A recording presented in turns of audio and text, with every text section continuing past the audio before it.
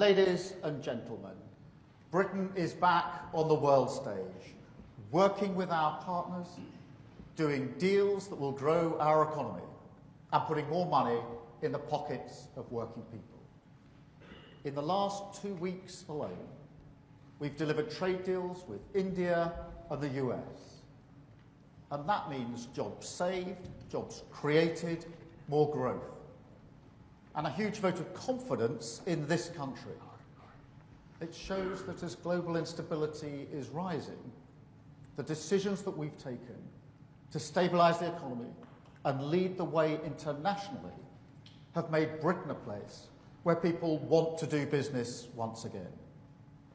And from that position of strength, today we have struck this landmark deal with the EU, a new partnership between an independent Britain and our allies in Europe.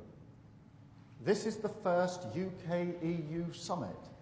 It marks a new era in our relationship.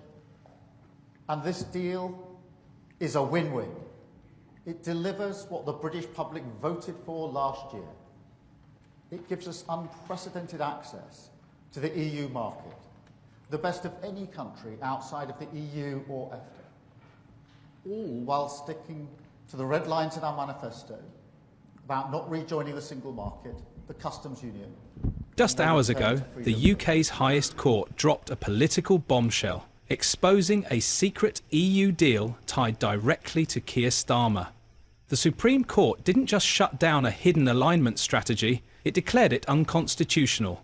No vote, no debate, just quiet backroom deals meant to drag Britain back toward Brussels. Starmer's team had been working in the shadows, crafting legal blueprints to mirror EU rules, from food safety to environmental laws. They called it technical cooperation. The court called it unlawful. The Prime Minister is going to pay the EU, Mr. Speaker. He's going to pay the EU to abide by laws that we have no say on. While British farmers struggle with the family farms tax his Chancellor has imposed on them, their regulations will now be made in Paris and enforced in Brussels. It is a total capitulation. We're not in the EU. We are not at the table. So can the Prime Minister tell us how is he going to ensure accountability for the hundreds of regulations he has signed this country up to? Now, Labour is imploding. Red Wall MPs are furious. Constituents are demanding answers. Inside Parliament, the mood has turned from tense to mutinous. For a man who promised to respect Brexit and lead with integrity, the fallout is nothing short of catastrophic. The question now gripping Westminster: if Starmer built his leadership on trust and legality, what's left when both collapse? Labour's communications team immediately scrambled into damage control, issuing statements laced with bureaucratic terms like misunderstanding and routine policy discussion. But those phrases didn't stand a chance against the language used by the Supreme Court. The justices weren't vague, they were blunt. The ruling made it clear that what Starmer's team attempted wasn't a policy disagreement, it was a constitutional breach. The court condemned the secret regulatory negotiations as a misuse of executive influence and a violation of parliamentary sovereignty. It emphasised that such sweeping legal shifts, especially those with international implications, require full and open parliamentary approval. Documents presented during the case revealed that draft regulatory alignments had already been shared with EU contacts. Some departments were actively preparing to implement changes that would bring UK standards back in line with Brussels. And all of this was being done in silence, without a single vote or public announcement. The court's decision wasn't just a legal rebuke, it was a warning. British democracy isn't a tool for backroom deals, and any leader who tries to treat it that way will be held accountable. For years, Keir Starmer carefully positioned himself as the grown-up in British politics. A former prosecutor who valued the rule of law, a steady hand meant to restore credibility after years of division. But the Supreme Court's ruling stripped that image bare. What emerged instead was a portrait of calculated deception. Not the reformer he claimed to be, but a strategist who tried to smuggle through monumental changes without public consent. For millions of voters, especially those who backed Brexit, this wasn't just a political scandal. It felt like confirmation of everything they feared about the establishment. Starmer's silence in the hours after the verdict only made things worse. No press conference, no explanation, just a void where leadership should have been. And in that void, outrage grew. From the red wall to social media, the message was clear. Trust had been broken, and there was no quick way to fix it. Labour didn't just lose control of the story, it lost its moral high ground. And for a party that promised to restore faith in politics, that's a wound that cuts deep. The backlash inside Labour wasn't slow. It was immediate and fierce. Within hours of the ruling, backbenchers flooded party leadership with angry messages demanding explanations. Some of them had campaigned in Brexit-heavy districts, assuring voters that Starmer would respect the referendum result. Now they were left defending a leader who had done the opposite behind closed doors. Then came the leaks. A memo from Starmer's team revealed instructions to downplay EU negotiations, with talking points designed to mislead both the press and MPs. It advised shadow cabinet members to frame the realignment plan as harmless economic cooperation, even though the legal documents showed it was anything but. The response was volcanic. MPs felt used, sent out to reassure their communities while being kept in the dark themselves. Some began calling for emergency party meetings. Others demanded that Starmer face his colleagues and explain why they were left blindsided. Then the first resignation hit. A junior shadow minister from a Leave voting region stepped down, releasing a letter that pulled no punches. She accused the leadership of betraying both the party's values and the public's trust, and her exit ignited a storm that was already building inside the party ranks. That first resignation wasn't an isolated act. It opened the floodgates. More junior ministers followed, each statement striking harder than the last. The tone shifted from disappointment to fury. Many of them had risked their reputations, vouching for Starmer's integrity. Now they felt they had been lied to, just like the public. In private, Labour's internal factions began circling. Moderates saw an opportunity to push for a leadership change, hoping to salvage the party before the next general election. Meanwhile, the party's traditional left saw the chaos as a way to reclaim control after years of centrist dominance under Starmer. The unity that Starmer had spent years building was disintegrating overnight. And the whispers inside Parliament weren't whispers anymore, they were demands.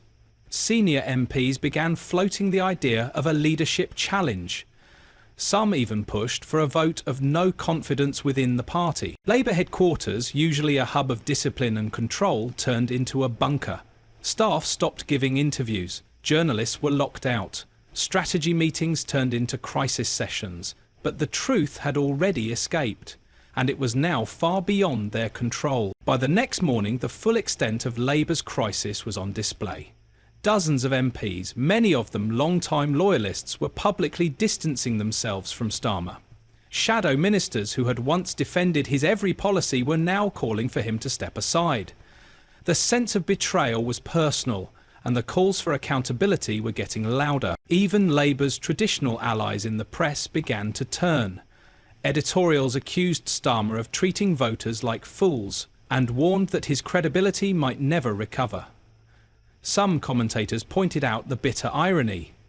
The man who built his image around legal precision and respect for democratic norms had now been condemned by the highest court in the land. Focus groups revealed a deep sense of disillusionment among working-class voters. Support in Leave-leaning areas was plummeting, and while the public's anger was building, so too was the pressure inside Westminster. By that afternoon, no confidence vote wasn't just a rumour. It was a real possibility. Starmer's silence in the face of this political firestorm only made it worse. His refusal to answer questions, to take ownership, to speak directly to the people, it all looked less like strategy and more like fear. While Labour scrambled to contain the fallout, the numbers began rolling in, and they were devastating. In just 2 days, Labour's polling advantage had collapsed. In some Brexit voting regions, support dropped below 25%. Even in traditional strongholds, voters were wavering. What had been a cautious lead toward the next election was now slipping away fast. Meanwhile, Reform UK seized the moment. Their leader capitalised on the outrage, branding Starmer as a political fraud and demanding a full criminal investigation into the EU realignment scheme. The message was simple and direct. Labour had betrayed Brexit, and only Reform still respected the will of the people. The Conservatives, despite their own internal issues, didn't waste the opportunity either. Ministers blasted Starmer as a constitutional saboteur, accusing him of trying to sneak Britain back into the EU without permission. The Prime Minister's attack in Parliament hit hard, while Labour's front bench sat in stony silence. For a party hoping to present itself as united, modern and electable, this was an unthinkable collapse. And for Starmer, it was clear. He wasn't just losing support, he was losing control of the narrative entirely. Keir Starmer's leadership was built on 3 pillars: competence, trust and legality. But in a matter of hours, all 3 were in ruins. The Supreme Court's ruling didn't just reveal a policy failure, it unmasked a leadership crisis years in the making. His public persona, the calm, principled lawyer steering Britain out of political chaos, now looked like a hollow facade. Instead of facing the storm, Starmer issued a carefully worded statement, insisting that documents had been misread and that no binding agreements were in place. But voters weren't buying it. The court's verdict had been too precise, the paper trail was too long, and the fallout too widespread. Party veterans urged him to ride it out, hoping attention would shift elsewhere. But many within Labour were done waiting. MPs in marginal seats saw the damage firsthand, emails flooding in, phones ringing off the hook with fury, activists threatening to resign. The crisis wasn't slowing, it was accelerating. And at its core was a question no press officer could spin away. If Starmer had really believed in this plan, why didn't he have the courage to tell the country? With public trust in freefall and internal rebellion growing louder, Labour's once disciplined machine began to fracture. Behind closed doors, the blame game was in full swing. Senior aides turned on one another. Communications staff accused policy teams of keeping them in the dark. Shadow cabinet members demanded an emergency meeting to reassess leadership. What had been a tight political operation was now operating on fear and confusion. Crisis meetings at Labour HQ stretched into the night. Leaked recordings from inside revealed a party leadership overwhelmed and unable to agree on a path forward. Some pushed for full transparency, others insisted on riding out the scandal. No one had a clear answer. Meanwhile, grassroots organisers, the engine behind Labour's election strategy, were beginning to revolt. Local branches demanded answers. Constituency Labour parties were sending formal letters to party headquarters, and several long-time donors began putting funding on pause. For a party that had clawed its way back to credibility after the chaos of previous years, this scandal was tearing it all apart. And for Starmer, the walls weren't just closing in, they were crumbling. As the days rolled on, Starmer found himself increasingly isolated. Former allies grew distant. Those who once praised his steady hand were now avoiding interviews or offering vague support. One by one, prominent shadow ministers began falling silent, or worse, resigning. The pressure reached a boiling point during an emergency meeting of the Parliamentary Labour Party. What was meant to be a closed-door conversation turned into a full-scale confrontation. Multiple MPs stood up to demand answers, their frustration echoing what was already boiling in the streets and across the media. Some described the scene as outright mutiny. Accusations flew. Starmer was told in blunt terms that he had destroyed trust, not just with voters, but with his own team. Several MPs warned that if he didn't step down voluntarily, a leadership challenge was inevitable. And all the while, Starmer remained rigid. No apologies, no admissions, just the same rehearsed message. Miscommunication, legal nuance, misunderstanding. But those words held no weight anymore, not when the party was bleeding support and unity at the same time. At that point, it was no longer a question of if he'd fall, but when. The political cost of Starmer's silence was already high, but the polling data confirmed just how far Labour had fallen. In the span of less than a week, public trust in Starmer as a leader had collapsed. In key swing constituencies, Labour's projected margins flipped overnight. Some red wall districts, once back in Labour's grip, now showed Reform UK or the Tories edging ahead. Among over 50 SSer groups Starmer had made inroads with, support cratered. Focus groups showed a shift in tone, from scepticism to outright anger. The common thread was betrayal.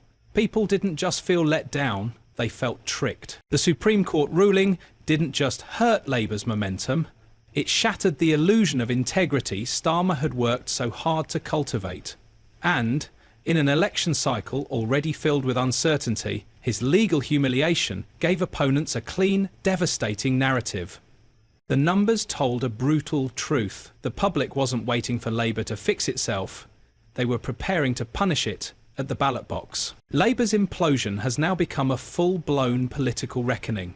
With the Supreme Court's ruling exposing secret EU negotiations and resignations piling up from within, Keir Starmer stands almost entirely alone. His allies have scattered, his image lies in ruins, and the party is bleeding support across the country. Reform UK is gaining momentum by calling out the betrayal. The Tories are hammering home the message. Starmer can't be trusted. And voters, especially those in Leave-leaning regions, are making up their minds fast. Inside Labour HQ, the operation has shifted from campaigning to crisis management.